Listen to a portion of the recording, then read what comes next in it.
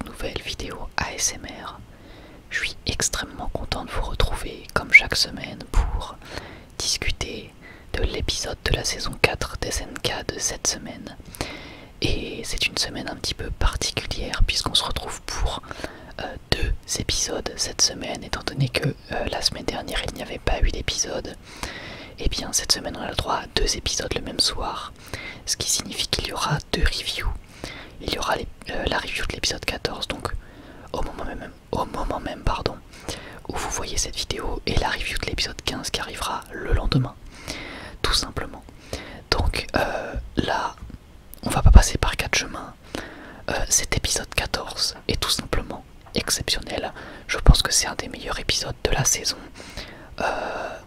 Qui pour moi, encore une fois, c'est vraiment un niveau grandiose. Donc on a d'abord une scène. On reprend avec la discussion d'Eren, Mikasa et Armin, qui est une discussion choc. Alors une discussion qui nous révèle des choses qu'on avait déjà pu commencer à deviner. Puisqu'on a Eren qui discute avec donc Armin et Mikasa, et il explique à Armin que finalement, en ayant discuté avec Sig, il lançait un rayon sur les titans, et on apprend du coup que le cerveau d'Armin est influencé par les souvenirs de l'ancien possesseur du titan. Donc est-ce que c'est l'ancien ou les anciens? Est-ce que son cerveau est influencé par également les autres possesseurs du titan colossal d'avant? On ne sait pas, pour l'instant on ne fait référence qu'à Bertholdt, et ça explique pourquoi est-ce qu'Armin allait rendre souvent visite à Annie. C'est tout simplement parce que Bertholdt était amoureux de Annie. Donc on apprend ça, que honnêtement la plupart d'entre nous, même les animés only, on s'en doutait, on va pas se mentir, parce que c'était un raisonnement plutôt logique et une hypothèse qui était plutôt populaire, une hypothèse qu'on avait déjà émise ensemble d'ailleurs, je crois. Mais c'est pas ça du coup le plus intéressant, étant donné qu'on s'en doutait un petit peu. En revanche, on apprend quelque chose de bien plus fascinant autour de Mikasa, qui elle a également son cerveau qui est influencé, non pas du coup par un titan bien évidemment, puisque comme vous le savez Mikasa ne possède pas de titan. En revanche elle est influencée par son sang, par la lignée des Ackerman, qui en fait a apparemment été conçue pour la protection du roi de Eldia. Ce qui signifie que par définition, si j'ai bien compris, une Ackerman va se définir un maître et toujours faire ce que ce maître-là va lui ordonner de faire.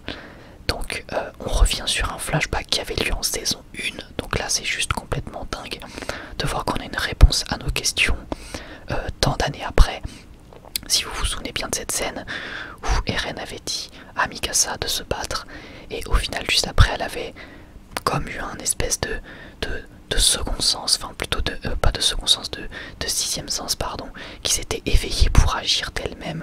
Et c'est vrai que sur le coup moi j'avais trouvé ça extrêmement bizarre, c'était le cas pour tout le monde, on se disait c'est trop bizarre comment elle agit, même quand c'était montré dans l'animé, on voit qu'elle serre le poing du couteau etc. Mais je vais pas vous mentir, j'étais passé outre et je m'étais dit bon, enfin des années après, quand j'avais revu la scène il y a je sais pas 2-3 ans, je m'étais dit bon, bon bah finalement c'était juste pour faire stylé, et c'était une manière de montrer que Mikasa était vraiment maintenant prête à faire tout pour Eren quoi. Et en fait j'étais loin, mais alors très très loin de m'imaginer qu'il y avait une vraie explication derrière tout ça, et derrière le fait qu'en fait comme c'est une Ackerman, elle est influencée par son sang et elle a défini Eren comme étant son maître entre guillemets, et du coup c'est pour ça qu'elle a toujours agi pour lui. Donc ce n'était pas que une certaine affection, ou en tout cas plutôt cette affection est née de son sang. Donc pour tous ceux qui pensaient que Mikasa agissait aveuglément pour Eren, eh bien effectivement c'est le cas, mais c'est pas d'un amour purement aveugle, c'est carrément une histoire de sang. Donc alors ça franchement je m'y attendais, mais alors pas du tout.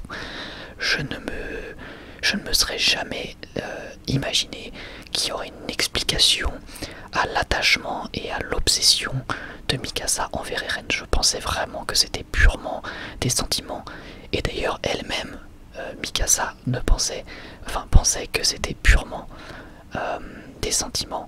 et finalement Eren va juste après la traiter d'esclave, ou en tout cas plutôt dire que c'est une soumise et que lui il déteste ça, qui sont des mots donc extrêmement durs. Moi j'ai été choqué, honnêtement, vraiment, derrière mon écran j'étais choqué devant, enfin plutôt derrière des propos aussi durs qui font énerver incroyablement Armin, qui définitivement, d'ailleurs Armin est vraiment un personnage absolument grotesque, vraiment j'adore Armin, mais qui va du coup défendre évidemment son ami toujours Mikasa et se battre avec Eren.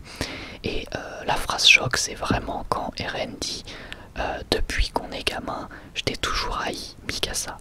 Là vraiment je me suis dit ok, ça dépasse les bornes, j'ai eu une peine immense bien évidemment, parce qu'en plus on a encore un travail exceptionnel au niveau des yeux et des expressions faciales. J'ai eu une peine immense envers Mikasa qui ne mérite vraiment pas bien évidemment de subir ça. Donc ensuite Armin va tenter d'attaquer Eren et c'est là que Mikasa va intervenir d'elle-même et qu'elle-même elle va être choquée de se dire ok, finalement c'est pas des conneries, parce qu'elle a agi purement instinctivement alors qu'elle savait pertinemment que Armin voulait la protéger, la défendre, et donc ça c'est vraiment une scène terrible. Et donc ensuite on a une baston à main nue entre Eren et Armin qui se solde évidemment par une victoire d'Eren bien plus habile au combat rapproché, mais c'est même pas ça la question. Au final Eren a entre guillemets perdu cet affrontement, puisque on va dire que celui qui a eu le dernier mot, c'est Armin qui va dire est-ce que briser Mikasa c'est à ça que se réduit ta liberté. Et donc après il enchaîne en disant en gros qui est-ce que tu traites d'esclave alors que ton comportement est complètement ultra bas de plafond.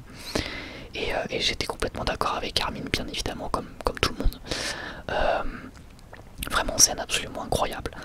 Et donc ça c'est la première énorme partie de l'épisode que j'ai vraiment surkiffé. Enfin surkiffé non d'ailleurs, enfin oui, mais je veux dire qui m'a fait du mal au cœur franchement pour Mikasa et Armin qui voient clairement leur monde s'écrouler sous leurs yeux, hein, leur monde, leur trio, leur rêve qui s'écroule complètement, notamment pour j'allais dire notamment pour Mikasa, mais en fait pour Armin c'est tout aussi dur.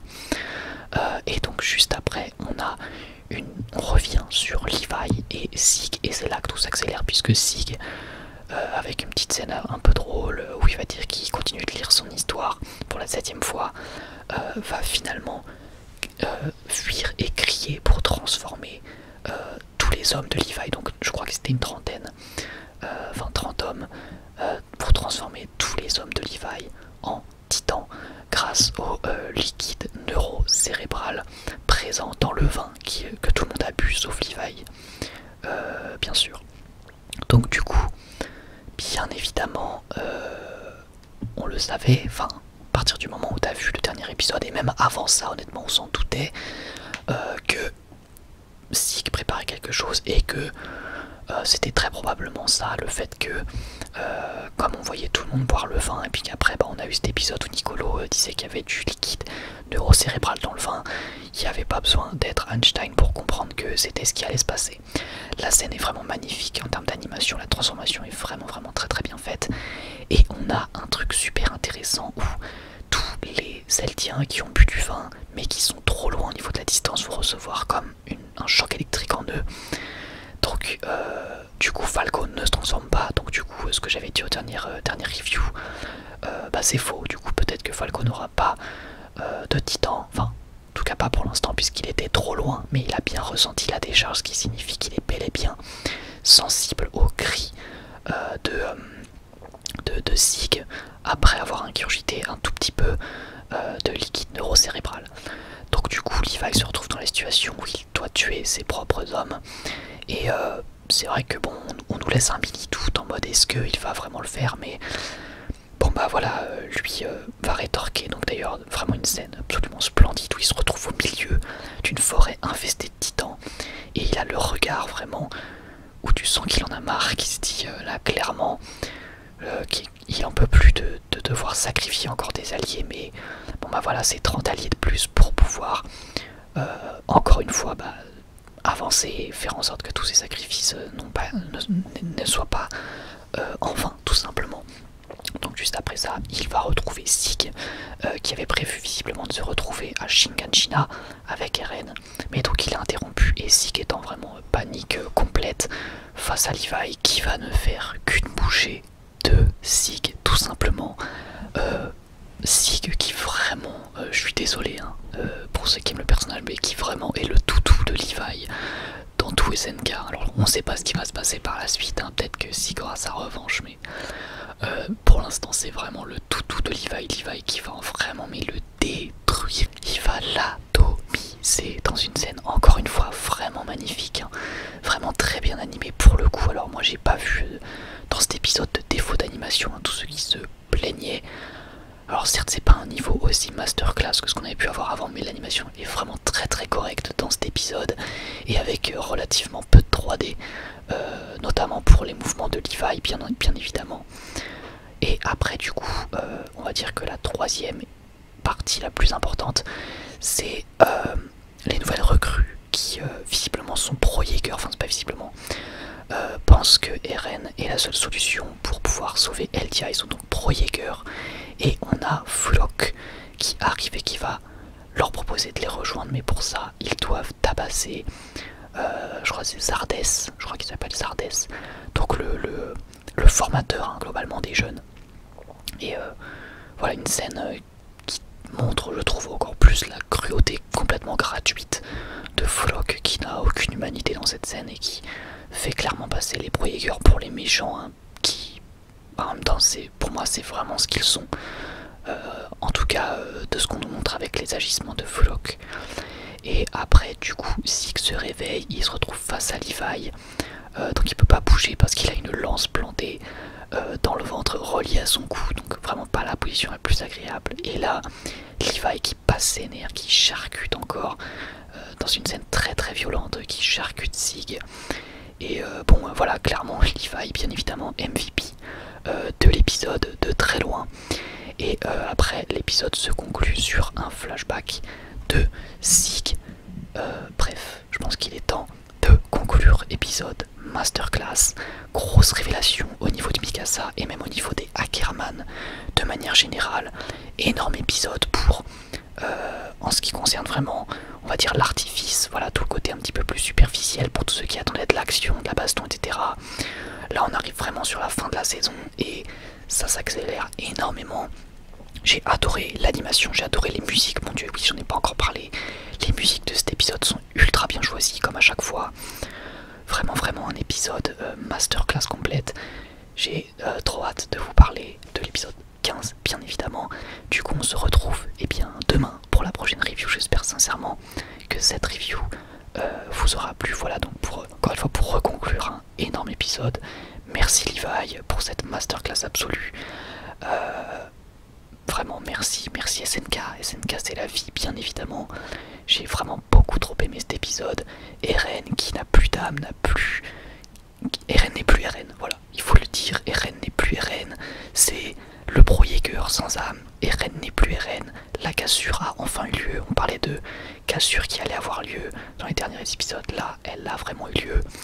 Bref, j'ai adoré cet épisode, je vais pas plus en parler parce que j'ai extrêmement envie de parler de l'épisode 15, donc on se retrouve très prochainement. Je vous remercie beaucoup pour votre soutien et moi j'ai plus qu'à vous dire à la prochaine, prenez soin de vous.